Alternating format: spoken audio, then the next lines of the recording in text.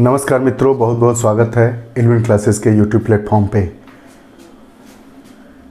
Uttar Pradesh subordinate board के द्वारा UP triple SC जिसे कहते हैं, लेखपाल का फॉर्म आ गया है। यह परीक्षा होने वाली है, तो इसको ध्यानगत रखते हुए हमने एक नई श्रृंखला प्रारंभ की है, जिस श्रृंखला के माध्यम से हम विगत वर्षों में आए हुए प्रश्न पत्रों को क्रमवार लेंगे और साथ ही साथ जो मॉडल प्रश्न पत्र है उनको भी सॉल्व किया जाएगा। आज की यह हमारी पहली कक्षा है। यह जो हमारी कक्षा है वह राजस्व लेखपाल परीक्षा 13 अक्टूबर 2015 के प्रथम पाली में आया हुआ प्रश्न पत्र है। उसमें भाग 1 हिंदी, जिसमें 25 प्रश्न होते हैं। जैसा कि लेखपाल की परीक्षा में आप लोग देखे होंगे, 4 सेगमेंट से प्रश्न पूछे जाएंगे। 25 प्रश्न आपके हिंदी से होंगे, 25 प्रश्न गणित से होंगे, 25 प्रश्न होंगे आपके सामान्य ज्ञान से और 25 प्रश्न होंगे ग्रामीण समाज और अध्ययन से। तो हमारी यह जो प्रश्न पत्रों को सॉल्व करने की श्रृंखला होगी, इसमें हम 25-25 प्रश्नों को एक साथ लेंगे। आज की हमारी प्रथम श्रृंखला हिंदी विषय के साथ प्रारंभ होती है। यह जो हमारा प्रश्न है, सब जो आप व्हाइट बोर्ड पर देख रहे हैं, यह राजस्व लेखपाल परीक्षा जो 13 अक्टूबर 2015 को प्रथम पाली में संपादित की गई थी, उसके प्रश्न हैं। तो आइए हिंदी विषय के साथ हम अपनी इस श्रृंखला को प्रारंभ करते हैं। आज का हमारा यह पहला प्रश्न है, उदय शब्द का विलोम शब्द क्या है? उदय शब्द का विलोम शब्द, उदय शब्द का विलोम शब्द क्या होता है? उदय का अस्त होता है। ये हमारा सही है। वह अगले साल आएगा, वह अगले साल आएगा, इस वाक्य में कौन सा कारक है? इसमें कौन सा कारक होगा? अधिकरण, अधिकरण कारक इसमें आएगा। इसका आंसर क्या होगा? अधिकरण कारक। निम्नलिखित में से किस वाक्य में भविष्य काल है? भविष्य काल, हम जानते हैं 3 काल होते हैं, वर्तमान, भूत और भविष्य। वर्तमान में है, भूत में था और भविष्य में गा। आता है जिस वाक्य के अंत में, उसको हम क्या कहते हैं? भविष्य काल। तो मैं आपकी प्रतीक्षा करूंगा। मैंने, दूसरा ऑप्शन है मैंने एक पेड़ काट लिया। तीसरा ऑप्शन है मैं पुस्तक पढ़ने वाला था। मैं आपका आभारी रहूँगा। मैं आपकी प्रतीक्षा करूँगा। मैं आपका आभारी रहूँगा। 4 है, इसमें देखना है कि कौन सा भविष्य काल का है। क्षमा चाहूँगा, ये गलत लिख दिया गया है। मैं आपका आभारी हूँ। 4 ऑप्शन है जो 13 अक्टूबर 2015 राजस्व लेखपाल परीक्षा की प्रथम पाली में भाग 1 विषय हिंदी के प्रश्न पत्रों को आज लिया गया है सॉल्व करने के लिए। आज का हमारा अगला प्रश्न है कि निम्नलिखित में से किस वाक्य में भविष्य काल है? तो हम जानते हैं कि जिस वाक्य के अंत में गा गे गी गी रहता है वो भविष्य काल का वाक्य माना जाता है। तो इसमें कौन सा है? मैं आपकी प्रतीक्षा करूंगा, मैंने एक पेड़ काट लिया, मैं पुस्तक पढ़ने वाला था, मैं आपका आभारी हूं। तो इसमें हमारा जो ए ऑप्शन है वो भविष्य काल में है कि मैं आपकी प्रतीक्षा करूंगा। लास्ट वाले शब्द पर हमें ध्यान देना है। यह भविष्य काल हो गया, ये भूतकाल हो गया, ये भूतकाल हो गया, ये वर्तमान काल हो गया। अगला प्रश्न, ऊँट के मुँह में जीरा का सही अर्थ है। 2 प्रश्न पूछे जाते हैं लोकोक्ति एवं मुहावरों से, तो वही 2 प्रश्न हैं, ऊँट के मुंह में जीरा और दूसरा है जूते चाटना। इसका सही अर्थ क्या होगा? तो ऊँट के मुंह में जीरा का सही अर्थ क्या होगा? 4 ऑप्शन दिया गया है। पहला ऑप्शन, बहुत अधिक खाने वाले को बहुत कम देना, जानवर को दवाई देना। जीरा फाँकना मतलब जाड़े में जीरा फाँका जाता है ना, खाया जाता है, तो दवाई देना। बड़े प्राणी को सांत्वना देना और बहुत बड़े प्राणी को भोजन बनाना। इसमें हमारा क्या है? ऊँट के मुँह में जीरा का सही अर्थ क्या होगा? जो बहुत ज़्यादा खाता है उसको बहुत कम खाना देना। ये ऑप्शन हमारा सही है। जो ऑप्शन सही है उसमें ग्रीन कलर से टिक लगा दिया जा रहा है। अगला हमारा है कि मुहावरा है जूते चाटना का अर्थ क्या है। जूते चाटना का अर्थ इसमें 4 ऑप्शन दिया गया है। पहला दिया है इधर उधर घूमना, दूसरा दिया है घूस देना, तीसरा जूतों को चमकदार बनाना, और चौथा ऑप्शन डी है खुशामद करना। तो जूते चाटना मतलब खुशामद करना। ये हमारा डी ऑप्शन सही हुआ। अगला प्रश्न है, यहाँ रिक्त स्थान है, इस पर क्या भरा जाएगा। माता जी को आगे खाली स्थान दिया गया है। खाली स्थान में 4 ऑप्शन है। पहला आशीर्वाद, शुभाकांक्षा, प्रणाम, स्नेह। तो माता जी को क्या करेगा लड़का, प्रणाम करेगा। क्या करेगा, प्रणाम। तो यहाँ पे क्या आ जाएगा, माता जी को प्रणाम। हमारा ऑप्शन नंबर 3 सही होगा। अगला प्रश्न है, ऐसा व्यक्ति जिसके आने का दिन और समय पहले से निश्चित नहीं है। हम जानते हैं कि जिसके आने का दिन और समय पहले से निश्चित नहीं है उसे क्या कहते हैं, अतिथि। अतिथि, अ मतलब नहीं, तिथि भी नहीं है और दिन भी नहीं है आने का। 4 ऑप्शन है, अभ्यागत, गणमान्य, असामयिक और अतिथि। इसमें हमारा सही ऑप्शन क्या होगा, अतिथि। अतिथि मतलब ऐसा व्यक्ति जिसके आने का दिन और समय पहले से निश्चित नहीं होता है। अगला है, स्वच्छ शब्द का पर्यायवाची क्या होगा। पर्यायवाची स्वच्छ का क्या होगा, पंकिल, नीरद, नीरद और निर्मल। स्वच्छ का पर्यायवाची क्या होता है, निर्मल। अगला, मुझे कल, ये देखिए एक वाक्य है जिसमें 1, 2, 3 पार्ट में वाक्य है और चौथा पार्ट जो दिया है कि कोई त्रुटि नहीं है। तो इसमें ये देखना है कि जिस पार्ट में गलती होगा उस पर टिक लगाना है। अगर गलती नहीं है तो जो चौथा ऑप्शन डी है इस पर टिक लगा देना है। मुझे कल 2 किलो लीची खरीदने हैं, कोई त्रुटि नहीं है। इसमें आपको क्या दिखाई दे रहा है, लीची खरीदना है, खरीदने हैं, खरीदनो है, क्या होगा इसमें। तो हमें लीची खरीदनी है। लीची क्या है, लीची स्त्रीलिंग है, तो स्त्रीलिंग के साथ क्या लगेगा, खरीदनी है। तो यहाँ पे क्या हो जाएगा, कौन सा हमारा वाक्य गलत है, सी। लीची के साथ क्या लगेगा, यहाँ पे क्या त्रुटि है, खरीदनी है। हमें क्या दिया है यहाँ पे, खरीदने हैं। लीची खरीदने हैं नहीं, खरीदनी है। ठीक है, तो इसमें कौन सा ऑप्शन गलत है, ऑप्शन सी, लीची खरीदने हैं। यहाँ पे क्या होना चाहिए, लीची खरीदनी है। अगला प्रश्न, अपने अपने किताबें। सेम वैसा ही प्रश्न है, 3 पार्ट में प्रश्न है, चौथे पार्ट में कोई त्रुटि नहीं है। अगर इस वाक्य में कोई त्रुटि नहीं है तो हमारा डी ऑप्शन सही होगा। अगर किसी भी खंड में, वाक्य खंड में त्रुटि है तो ए, बी, सी 3 वाक्य खंड दिए गए हैं, उसमें से जिसमें गलती होगा उस पर टिक लगाना है। अपने अपने किताबें बस्ते में डाल लो। तो देखिए हम जानते हैं कि जो किताब होती है वो क्या है, किताब स्त्रीलिंग है। किताब क्या है,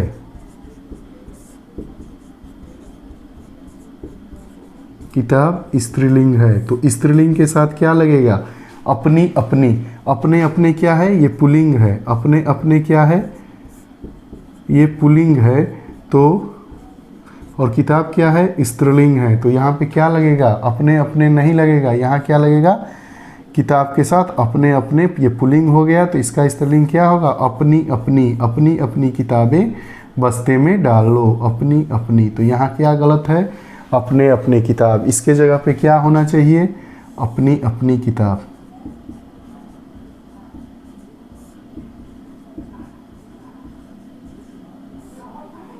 अगला प्रश्न है, एक अर्थ शब्द के साथ लिखा है। जैसे ये शब्द दिया गया है, इसका एक अर्थ लिखा है, ठीक है। दूसरा अर्थ बताइए। 2 प्रश्न है, 1 और 2। ये शब्द है, इसका एक अर्थ दिया है। ये भी शब्द है, इसका भी एक अर्थ दिया है। 4 ऑप्शन दिए गए हैं, A B C D, A B C D. इन दोनों प्रश्नों में ये बताना है कि इसका दूसरा अर्थ क्या होगा। प्रमत्त, प्रमत्त मतलब क्या होता है, स्वेच्छाचारी। इसका पहला ऑप्शन है। इसका दूसरा अर्थ क्या होगा, उन्मत्त होगा, प्रपीड़ित होगा, परितप्त होगा और उत्कृष्ट होगा। तो जानते हैं प्रमत्त का अर्थ क्या होता है, उन्मत्त। मतलब जो अपने स्वेच्छा से कार्य करने वाला, उन्मत्त। उन्मत्त उत्पन्न, स्वयं की बात इसमें कर रहा है। तो इसका क्या होगा, प्रमत्त का अर्थ क्या होगा, उन्मत्त होगा। कनक दूसरा है। कनक का अर्थ एक होता है धतूरा। कनक कनकते सौगुनी मादकता अधिकाय, वा पाए बौराय जगह, वा खाए बौराय। जिसमें यह एक बहुत ही प्रसिद्ध दोहा है कि, या वाक्य विखंड भी कहेंगे या जो भी आप कहिए, कनक कनकते सौगुनी मादकता अधिकाय, वाह पाए बहुराय जगह, वाह खाए बहुराय, जिसमें दिया है कि एक कनक का मतलब धतूरा होता है, एक कनक का मतलब सोना होता है। तो एक धतूरा को खाने से आदमी बहुरा जाता है, पागल हो जाता है, और दूसरा ज़्यादा सोना को भी पा लेता है तो भी बहुरा जाता है। तो इसमें क्या दिया है कि यही दो शब्द दिए गए हैं, एक कनक दिया गया है, इसका एक अर्थ धतूरा है, दूसरा अर्थ इसका क्या होगा, चार ऑप्शन दिए गए हैं ए बी सी डी। ए में दिया है प्रसाद, बी में कसौटी, सी में आभूषण, डी में सोना। तो कनक का जो दूसरा अर्थ होता है वो क्या होता है, सोना होता है। अगला प्रश्न है, रीत्यानुसार शब्द का संधि विच्छेद कीजिए। रीत्यानुसार, रीत्यानुसार मतलब रीति धन अनुसार होगा, या बी ऑप्शन रीति धन अनुसार होगा, या सी ऋतु धन अनुसार होगा, या डी रीत धन अनुसार होगा। तो रीति धन अनुसार तो और अ मिलके य होता है, हम जानते हैं, तो इसका क्या होगा, रीति धन अनुसार, क्या हो जाएगा, रीत्यानुसार। अब अगला प्रश्न है हमारा, विद्वान शब्द का स्त्रीलिंग क्या होगा। विद्वान शब्द का स्त्रीलिंग क्या होगा। विद्वान क्या है, विद्वान पुल्लिंग है, तो इसका स्त्रीलिंग क्या होगा। पहला ऑप्शन विदुषी, दूसरा ऑप्शन विद्यावंती, तीसरा विद्यामती और चौथा है विद्यावंती। तो हम जानते हैं कि विद्वान का स्त्रीलिंग क्या होगा, विदुषी होगा। ये अब फिर से एक बार देख लेते हैं, उदय शब्द का विलोम क्या होगा, अस्त होगा। उदय का विलोम क्या होगा, अस्त होगा। वह अगले साल आएगा। इस वाक्य में कौन सा कारक है, अधिकरण कारक है। कौन सा कारण है, अधिकरण कारक है। किस वाक्य में भविष्य काल है, तो हमने बताया अभी कि तीन काल होते हैं, वर्तमान काल, भूतकाल और भविष्य काल। वर्तमान काल के सब के वाक्यों को पहचानने का एक साधारण तरीका है, वाक्य के अंत में हा, ही, हे, है, हो आता है। भूतकाल में था या थे, थी, थे आते हैं, और जो हमारा भविष्य काल होता है उसमें गा, गे, गी, गू, गे वाक्य के अंत में आते हैं। तो ऐसे ही हम वाक्य के काल का निर्धारण करेंगे, पहचानेंगे।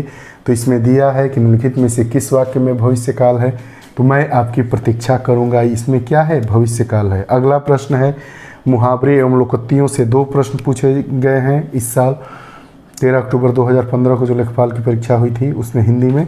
पहला है ऊँट के मुंह में जीरा, दूसरा है जूते चाटना। तो ऊँट के मुंह में जीरा का अर्थ क्या होता है, बहुत अधिक खाने वाले को बहुत कम देना। अगला प्रश्न है, जूते चाटना का अर्थ क्या होगा। जूते चाटने का मतलब खुशामद करना, मैं आपका काम करने के लिए क्या करूँगा, जूते चाटूँगा। मतलब मैं अपना काम निकलवाने के लिए आपके क्या करूँगा, जूते चाटूँगा। ये मुहावरा है, जूते चाटना मतलब खुशामद करना, खुश करना। अगला है, रिक्त स्थान दिया है माताजी को, तो माताजी को चार ऑप्शन दिया है। आशीर्वाद तो देंगे नहीं, शुभकांक्षा देंगे नहीं, तो क्या करेंगे, माताजी को प्रणाम, पिताजी को प्रणाम। बड़ों को क्या करते हैं, प्रणाम करते हैं। छोटों को स्नेह, शुभकांक्षा और आशीर्वाद दिया जाता है। तो माताजी कैसी हैं, बड़ी हैं, तो उनको क्या करेंगे, प्रणाम। तो यहाँ जो रिक्त स्थान है वहाँ पे क्या लिखेंगे, प्रणाम। प्रश्न, ऐसा व्यक्ति जिसके आने का दिन और समय पहले से निश्चित नहीं है उसको क्या कहते हैं, अतिथि। अतिथि जिसके आने की तिथि निश्चित नहीं हो, अ मतलब नहीं, तिथि मतलब तिथि, दिनांक, समय, दिन निश्चित नहीं है, उसे क्या कहते हैं, अतिथि। तो हमारा ऐसा व्यक्ति जिनके आने का दिन और समय पहले से निश्चित नहीं है उसको क्या कहते हैं, अतिथि कहते हैं। स्वच्छ शब्द का पर्यायवाची शब्द क्या है। पर्यायवाची और अनेकार्थी दोनों में बहुत ही अंतर है। पर्यायवाची क्या होता है, स्वच्छ का निर्मल, हमें स्वच्छ का क्या होगा, निर्मल होगा। अगला, ये तीन खंड में एक वाक्य दिया है, चौथा खंड ऐसा दिया है। ऐसे दो प्रश्न आए हैं इस बार, मतलब 13 अक्टूबर 2015 वाली परीक्षा में जो हुई थी प्रथम पाली की। तो इसमें प्रत्येक खंड को देखना है, जो खंड गलत है उसको निशान में लगा देना है। अगर गलत नहीं है तो हमारा डी ऑप्शन अर्थात चौथा ऑप्शन कोई त्रुटि नहीं है उस पर टिक करना है। तो ये है, मुझे कल 2 किलो चीनी 2 किलो लीची खरीदने हैं। खरीदने नहीं होगा, लीची क्या है, स्त्रीलिंग है, तो स्त्रीलिंग के साथ क्या आएगा, खरीदनी आएगा। तो इसलिए हमारा कौन सा ऑप्शन गलत है, लीची खरीदने हैं। अगला, अपने अपने किताबें बस्ते में डाल लो, कोई त्रुटि नहीं। तो किताब क्या है, किताब हम बताए हैं, किताब स्त्रीलिंग है, इसका पुल्लिंग क्या होगा, अपनी अपनी। अपने अपने क्या हो जाएगा, पुल्लिंग हो जाएगा, तो इसके जगह पे क्या आएगा, अपनी अपनी। तो हमारा कौन सा ऑप्शन सही हुआ, ऑप्शन ए। प्रश्न, एक अर्थ के साथ लिखा है। एक जो शब्द दिए गए हैं इसमें एक का अर्थ साथ में ही लिखा गया है, दूसरा अर्थ हमें ज्ञात करना है, जो चारों ऑप्शन में जो होगा उस पर टिक लगाना है, गोला करना है। प्रमत्त, प्रमत्त का अर्थ होता है स्वेच्छाकारी। ऑप्शन दिया है ए बी सी डी। ए में उन्मत्त, बी प्रपीड़ित, सी परितप्त और डी उत्कृष्ट। तो हमारा क्या होगा, प्रमत्त मतलब स्वेच्छाकारी और प्रमत्त मतलब उन्मत्त। ऐसे ही कनक, कनक का अर्थ धतूरा होता है, दूसरा अर्थ क्या होगा, सोना होगा। अगला प्रश्न है रीत्यानुसार शब्द का संधि विच्छेद करिए। तो रीत्यानुसार, रीति धन अनुसार, ई और अ मिलकर य होता है, तो इसका क्या होगा, रीत्यानुसार। विद्वान शब्द का स्त्रीलिंग क्या होगा, विद्वान क्या है, पुल्लिंग है। विद्वान शब्द क्या है, विद्वान क्या है, पुल्लिंग है। इसका स्त्रीलिंग क्या होगा, विदुषी।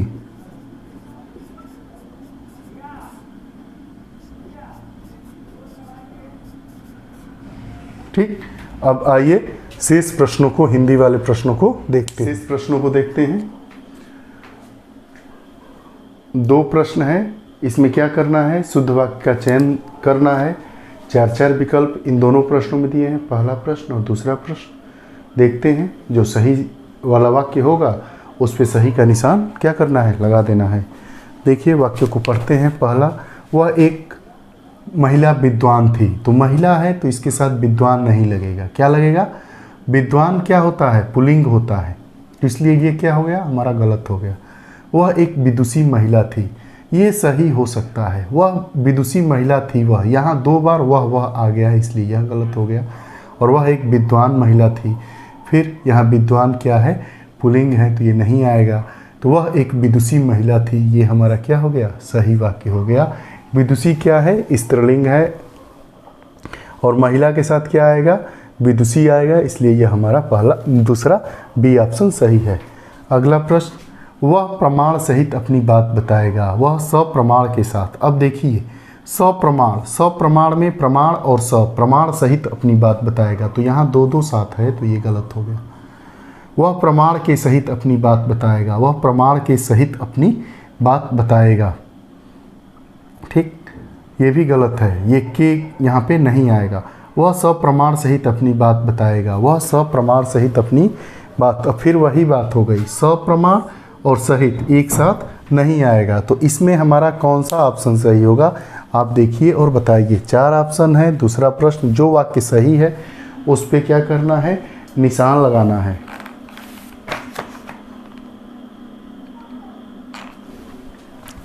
तो इसमें हमारा क्या है, देखिए ये सप्रमाण है, सप्रमाण में प्रमाण सहित साथ ये आया है, तो इसलिए ये हमारे दोनों वाक्य गलत हो गए। और प्रमाण के बीच में ये प्रीपोजिशन नहीं आएगा, तो यहाँ क्या हो जाएगा हमारा, वह प्रमाण सहित अपनी बात बताएगा, हमारा पहला वाक्य सही है। अब अगला क्या कहा जाता है, 2 वाक्य है, अनेक शब्दों का एक शब्द, आप किताबों में देखते होंगे, अनेक शब्दों का एक शब्द, उससे 2 प्रश्न आए हैं। किसी की सहायता करने वाला, सहायता करने वाला क्या होता है, सहायक होता है। जैसे विद्यालय में प्रधानाचार्य होता है और सहायक अध्यापक होते हैं, मतलब प्रधानाचार्य की सहायता करने वाला क्या हो गया, सहायक हो गया। सहृदय मतलब जिसका हृदय सहज हो, सहचर साथ चलने वाला, साथ रहने वाला, सहकार। तो हमारा ऑप्शन क्या होगा सही, किसी की सहायता करने वाले को क्या कहते हैं, सहायक। अगला, भला चाहने वाला, जो किसी का भला चाहता हो, अच्छा चाहता हो, उसे हम क्या कहेंगे,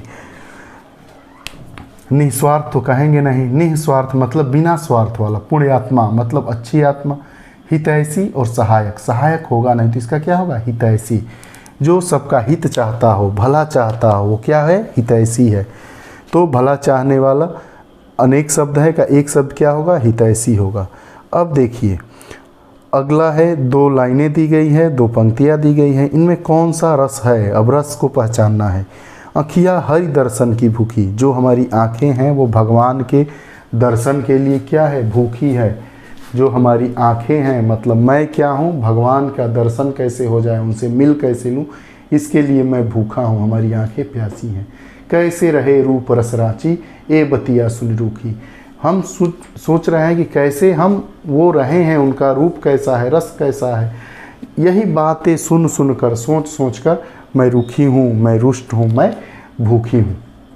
अब इसमें कौन सा रस होगा, तो इसमें कौन सा, वीर रस तो होगा नहीं, वियोग श्रृंगार होगा नहीं होगा, और शांत और संयोग श्रृंगार है। श्रृंगार रस तो ये है, लेकिन क्या है, ये भूखी है। इसमें क्या दिखा रहा है कि मैं अप्रसन्न हूँ, खिन्न हूँ, तो ये हमारा कौन सा होगा, रस होगा, वियोग श्रृंगार रस होगा। इसमें कौन सा रस होगा, वियोग श्रृंगार रस होगा। तो अखिया है दर्शन की भूखी, कैसे रहे रूप रस राची, ए बतिया सुन रूखी। इसमें कौन सा रस है, तो वियोग श्रृंगार रस है। अगला, तद्भव शब्द का चयन कीजिए। तद्भव, तद्भव मतलब क्या होता है, तत्सम एक होता है और तद्भव होता है। तद्भव मतलब जो शब्द बार बार जैसे चलता है, आग है वो क्या है, तद्भव है, उसका तत्सम क्या होगा, अग्नि होगा। तो ऐसे ही ये 4 ऑप्शन दिए गए हैं, इसमें तत्सम तद्भव शब्द चुनना है। पहला, प्यास, प्रांगण, आश्रम और उद्वेग। इसमें क्या है, तद्भव, प्यास तद्भव है। प्यास का पिपासा क्या होता है, इसका तत्सम प्यास का पिपासा, ठीक। इसका तद्भव तत्सम क्या होगा, पिपासा। तो तद्भव कौन सा है, प्यास है। ये प्रांगण, आश्रम और उद्वेग ये तत्सम शब्द हैं। तो तद्भव कौन सा है, प्यास वाला शब्द हमारा तद्भव शब्द है, ऑप्शन ए। आगे, काली घटा का घमंड घटा में कौन सा अलंकार है। हम जानते हैं कि जहाँ पर एक ही शब्द कम से कम 2 बार आया है और दोनों बार में जो वो शब्द है उसका अर्थ अलग है, तो हमें कौन सा अलंकार होता है, यमक अलंकार। जैसे कनक कनकते सौगुनी मादकता अधिकाय, कनक कनक, कनक कनक 2 बार आया है, वहाँ पे एक बार एक कनक का अर्थ सोना और दूसरे का धतूरा होता है। वैसे ही काली घटा का घमंड घटा, ये घटा जो है, एक घटा मतलब बादल और घमंड घटा मतलब नीचा हो गया, मान उसका क्या हो गया, नीचा हो गया, कम हो गया। तो इसमें कौन सा अलंकार आया है। हम जानते हैं कि अगर किसी पंक्ति में एक ही शब्द एक से ज़्यादा बार आए हैं और जितनी बार आए हैं उनका अर्थ क्या है, अलग अलग है, तो कौन सा अलंकार होता है, यमक अलंकार होता है। तो काली घटा का घमंड घटा में कौन सा अलंकार होगा, यमक अलंकार होगा। अब अगला शब्द, अगला प्रश्न है, चाकू शब्द का बहुवचन क्या होगा। तो चाकू का बहुवचन 4 ऑप्शन दिया है, चाकू, चाकुए, चाकू और चाकुओ। कौन सा होगा, चाकू का बहुवचन चाकू ही होता है। अब त्रिवेणी शब्द में कौन सा समास है, त्रि धनवेणी। त्रि मतलब जिसमें 1 2 3 4 संज्ञा आता है, उसमें क्या होता है, द्विगु समास होता है। चौराहा द्विगु समास, त्रिवेणी द्विगु समास। द्वंद्व मतलब जैसे दिन रात, द्वंद्व मतलब दिन रात, ये द्वंद्व समास। माता पिता, ये द्वंद्व समास। तो त्रिवेणी में कौन सा समास है, त्रिवेणी में हमारा कौन सा समास हुआ, द्विगु। त्रिधनवेणी, त्रि मतलब 3, अब 3 आ गया तो कौन सा समास होगा, द्विगु। तो हमारा कौन सा समास हो गया, द्विगु समास हो गया। आगे, तत्सम शब्द का, तत्सम मतलब क्या होता है, संस्कृत शब्द है, मतलब इसमें कौन सा। तो देखिए इसमें कौन सा होगा, निकृष्ट। निकृष्ट कैसा है, तत्सम है। तीखा का क्या होता है, तीखा तद्भव है, इसका तत्सम क्या होगा, तीक्ष्ण। तीखा का तत्सम क्या होता है, तीक्ष्ण होता है। अट्टारी का क्या होता है, अट्टालिका होता है। और गहरा का तत्सम क्या होगा, गंभीर होगा। तो जो तत्सम शब्द का चयन करने को कहा गया है, इसमें 4 ऑप्शन दिए गए हैं, ए बी सी डी। तो इसमें हमारा तत्सम कौन सा होगा, निकृष्ट होगा। आगे, शुद्ध वर्तनी वाला शब्द छांटिए। एक जरूर आता है वर्तनी सुधार वाले में, या तो वाक्य में कोई एक शब्द दे दिया रहेगा, उसको डार्क कर दिया जाएगा, या ऐसे ही एक ही शब्द को 4 प्रकार से लिख कर दिया जाएगा। उसमें जो सही वर्तनी वाला होता है उसको छांटना होता है। तो देखिए, अत्याधिक शब्द गलत होता है, अत्याधिक होता ही नहीं है। तो हमारा क्या होगा, अत्यधिक। अत्यधिक, अत्यधिक क्या है, सही शब्द है। एक बार इसको देखते हैं, पहले 2 प्रश्न जो आए हैं वो क्या है, कौन सा वाक्य सही है। तो वह एक विद्वान महिला थी, गलत है। महिला के साथ क्या होता है, महिला चूंकि क्या है, स्त्रीलिंग है, और विद्वान का स्त्रीलिंग क्या होता है, विदुषी होता है। तो महिला के साथ जो विदुषी लगेगा वही हमारा सही है, ये दूसरा ऑप्शन। प्रमाण सहित, प्रमाण के सहित नहीं होगा, प्रमाण और सहित। सहित अपने आप में क्या है, प्रीपोजिशन है, जोड़ता है। और इसमें क्या क्यों गलत हो गया है, ये वाला के लग गया है। के क्या है, प्रीपोजिशन। प्रीपोजिशन का काम क्या होता है, दो शब्दों को जोड़ना, हम और तुम। तो और क्या है, इसमें प्रीपोजिशन है, तो इसको हम हटा देंगे, ये हमारा गलत है। इसका क्या होगा, प्रमाण सहित अपनी बात बताएगा, ये हमारा सही है। अब दो प्रश्न आए हैं, अनेक शब्दों के एक शब्द से किसी की सहायता करने वाला। किसी की सहायता करने वाले को क्या कहते हैं, सहायक कहते हैं। भला चाहने वाले को क्या कहते हैं, हितैषी। एक प्रश्न आया है रस से, एक शब्द आया है अलंकार से। तो अखिया हरि दर्शन की भूखी, कैसे रहे रूप रस राची, ए बतिया सुन रूखी। इसमें कौन सा रख है, तो रस है, तो वियोग श्रृंगार रस है। तद्भव शब्द का चयन कीजिए, 4 शब्द दिए गए हैं, प्यास, प्रांगण, आश्रम और उद्वेग। उद्वेग भी क्या है, तत्सम है, आश्रम भी तत्सम है, प्रांगण भी तत्सम है। प्यास क्या है, तद्भव है, प्यास का तत्सम क्या होता है, पिपासा। आगे, काली घटा का घमंड घटा, इसमें कौन सा अलंकार है। हम जानते हैं कि अगर किसी वाक्य में एक ही शब्द एक से अधिक बार आते हैं और जितनी बार आते हैं उनका अर्थ उतना भिन्न भिन्न होता है, तो हमारा कौन सा अलंकार होता है, यमक अलंकार होता है। यहाँ पे काली घटा मतलब काली बादल का घमंड घटा। घटा मतलब नीचा, एक में क्या होता है, कम होना, और इसका क्या होता है, घटा मतलब बादल। तो यहाँ पे कौन सा अलंकार होगा, यमक अलंकार होगा। चाकू शब्द का बहुवचन क्या होगा, तो चाकू का बहुवचन चाकू ही होता है। त्रिवेणी शब्द में कौन सा समास है, त्रिवेणी, जिसमें संख्या बोध हो, वो क्या होता है, द्विगु समास होता है। त्रि धन वेणी, त्रि मतलब 3, तो कौन सा समास होगा, द्विगु समास होगा। तत्सम शब्द का चयन कीजिए। तत्सम शब्द मतलब संस्कृत शब्द, शुद्ध शब्द। तो इसमें निकृष्ट क्या है, तत्सम है। गहरा तद्भव है, गहरा का तत्सम क्या होता है, गंभीर। अटारी का तत्सम क्या होगा, अट्टालिका। और तीखा का तत्सम क्या होगा, तीक्ष्ण होगा। अब शुद्ध वर्तनी वाला शब्द छांटिए। शुद्ध वर्तनी, अत्यधिक इसमें शुद्ध है, अत्याधिक कोई शब्द नहीं है, अत्याधिक ये भी कोई शब्द नहीं है, और अत्यधिक ये भी गलत है। आप लोगों को यह कक्षा कैसी लगी कमेंट बॉक्स में ज़रूर बताइएगा। आप हमारे चैनल को ज़्यादा से ज़्यादा लोगों तक शेयर करें, सब्सक्राइब करें और लाइक करें। आप लोग हमारे साथ बने रहे, इसके लिए धन्यवाद। हमारी जो ये नई श्रृंखला है यह आती रहेगी, हफ्ते में 2 या 3 वीडियोस के साथ हम उपस्थित होंगे। जैसे ही परीक्षा की तिथि की आधिकारिक घोषणा हो जाएगी तो हम कंटिन्यूस वीडियोस को देना चालू कर देंगे। हमारा यह एम है कि किसी भी परीक्षा को पास करने के लिए, उसमें सफल होने के लिए जो हमारा अनुभव बताता है वो ये है कि उस परीक्षा में विगत वर्षों में जो परीक्षाएँ मतलब वो परीक्षाएँ हुई है जितनी बार, उन प्रश्न पत्रों को बार बार सॉल्व करना और मॉडल प्रश्न पत्रों को सॉल्व करना।